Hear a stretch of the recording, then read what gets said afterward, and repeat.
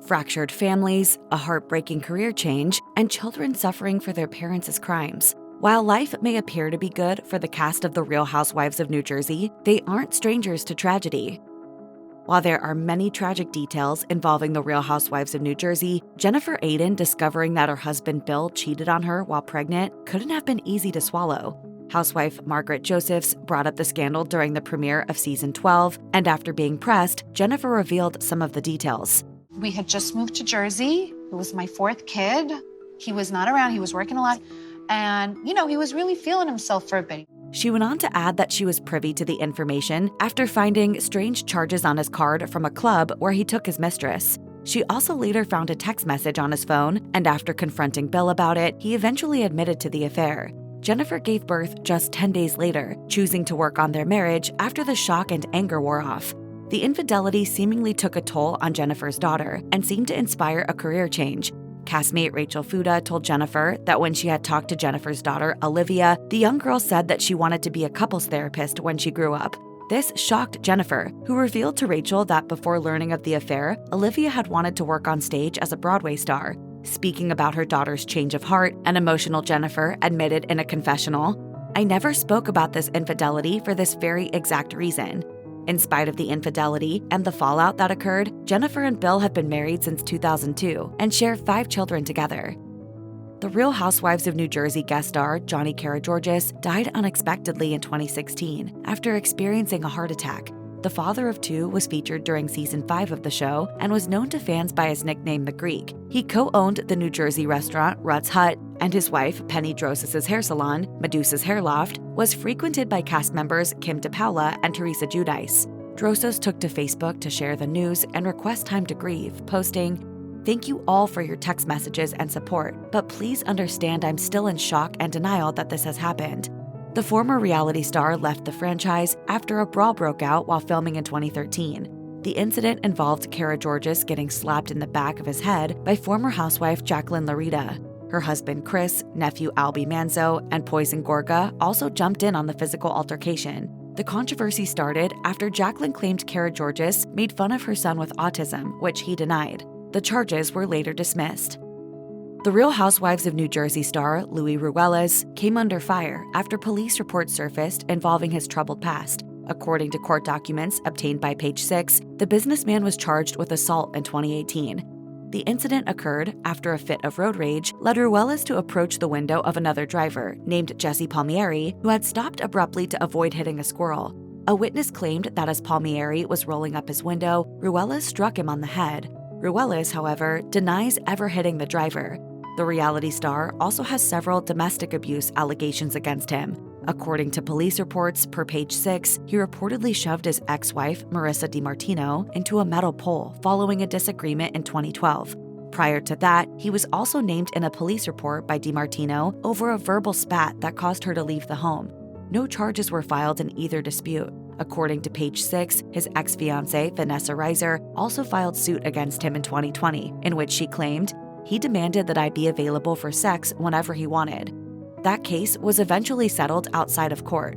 When asked by Andy Cohen about the accusations during the season 13 reunion, Ruelas also denied Reiser's claims that he had a sex addiction, though he admitted that he was in toxic relationships, saying, "2 incidents have come up recently, and those were arguments with my wife over my children when we were getting divorced." Ruelas also admitted on the reunion episode that he had hired a security guard, claiming that he and his wife, Teresa Giudice, had received death threats. Production just got a call from a man downstairs who's a security person who you hired to come here? Yeah. Teresa Giudice had to deal with the sadness of her mother and father passing in 2017 and 2020, respectively. Giudice was incredibly close to her parents, who were often featured in family gatherings on the show. However, some of the other problems in her life appear to have been at least partially self-inflicted. The mother of 3 was sentenced to prison in 2014 after she pleaded guilty to several fraud charges that included falsifying loan documents and bank fraud. The reality star was given a 15-month sentence, but she was released early in 2015 after serving 11 months. Unsurprisingly, it was a far cry from the life she was used to living as a TV star. Those mattresses, they were disgusting with stains on them, urine stains, blood stains. Giudice's former husband Joe was also charged in the 39-count indictment and given a 41-month sentence. The Italian native never had American citizenship, and after his release from prison in 2019, he was deported. Being separated from her family during her almost year-long stint in prison took its toll on Teresa. Talking to People in 2019, she attempted to blame her husband for the family's legal and emotional troubles, saying, "As a mom, you don't want to see your kids suffer, but it affects the kids, and that's what breaks my heart. That's why I was kind of really resentful towards Joe, and I'm like, why'd you make this happen to our kids, too?" Teresa and Joe served their sentences back to back, which meant their daughter spent nearly 4 years with just a single parent in their home. The prison sentences also took a toll on Teresa's marriage to Joe, which ended when their divorce was finalized in 2020. On season 13, episode 11, Teresa admitted that she resented her ex-husband after her mother passed away during his sentence. When they reunited after his release, she claimed that she knew then it was over. If there are two things that don't mix, it's Teresa Giudice and taxes. Aside from her and Joe's infamous prison sentences for tax fraud, Giudice and her ex-husband have a long list of tax debts. In 2023, the reality star was hit with a tax bill of more than $17,000. Her attorney, James Lanner Jr., gave a statement to Page 6 saying, "Miss Giudice has been aware of her tax obligations for years and makes significant timely monthly payments towards her outstanding tax liabilities and will continue to do so until those liabilities do not exist." In addition to her hefty 2023 tax bill, Giudice owed more than $14,000 to the government in 2020. However, Teresa and Joe's previous tax problems made those amounts seem minuscule. According to court documents obtained by The Sun, at one point, Teresa and Joe owed more than $1 million in tax liens. In May 2022, Teresa paid more than $300,000 in tax debts for the years 2011 and 2012. She also paid off her 2013 bankruptcy fraud case in full in February of 2022, as well as more than $200,000 in fees in the case brought by Alliance Laundry System involving her and her husband. While the reality star and her husband, Louie Ruelas, are living in a $3 million mansion, it was purchased under an LLC. Ruelas and Giudice purchased the mansion in 2021 under the business name It Happened on Bay Boulevard LLC, of which they are both members.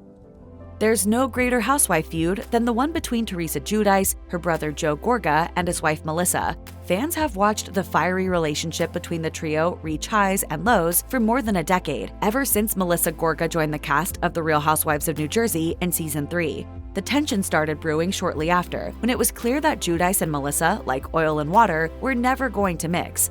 Giudice accused her sister-in-law of cheating on her brother in 2012 and again in 2022. In the season 13 finale episode, Melissa claimed her sister-in-law and her husband, Louie Ruelas, invited Joe over to their house to discuss Melissa's alleged infidelity. Melissa denied that she cheated on her husband, saying, "Teresa said with multiple men, they doubled down. It was like they wanted that man to leave the house and divorce me."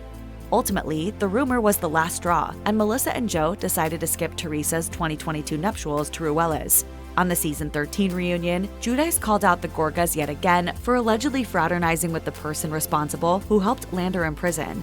Melissa denied that she or Joe had anything to do with ratting out Giudice or her former husband Joe.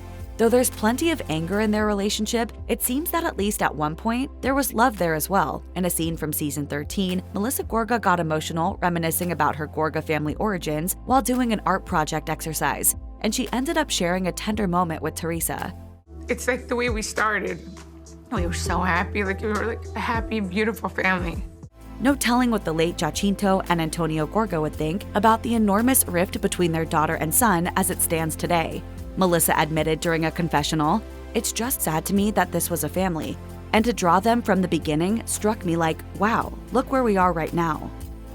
Margaret Josephs announced the unfortunate news that her first husband died unexpectedly in 2022. Jan suffered a heart attack and died at 74 years old. The Real Housewives of New Jersey star took to Instagram to share her condolences, writing, "Today would have been Jan's 75th birthday. He passed away unexpectedly last week, and a piece of us died with him. We are heartbroken. We spoke every day. He was my family." The reality star was married to Jan for 17 years before they divorced in 2013. Jan was 20 years her senior, and she became a stepmom to his 3 children after they tied the knot in 1994.